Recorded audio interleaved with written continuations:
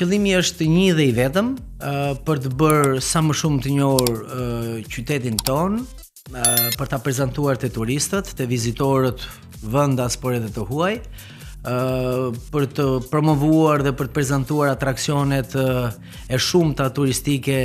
që Gramsci të ofron. Gramsci përgjithsisht ka një turizëm gjithvjetor, por sigurisht ka edhe ai pikun apo atë fashon e vet të pikut të vizitimit nga turistët edhe vendas edhe të huaj,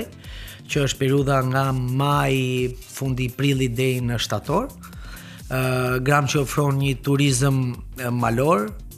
turizëm të aventurës, ne në gjithë hapësirën e madhe që sot quhet Bashkia e Madhe Gramsh, kemi ujvar, kemi kanjon, kemi shpella, kemi kala të vjetra, kemi liçene akullnajore, liçene kurative. Pra ofrojmë gjithçka që mund të kërkojë një turist, përveç se nuk ofrojmë ujin me krip ose ndryshe detin.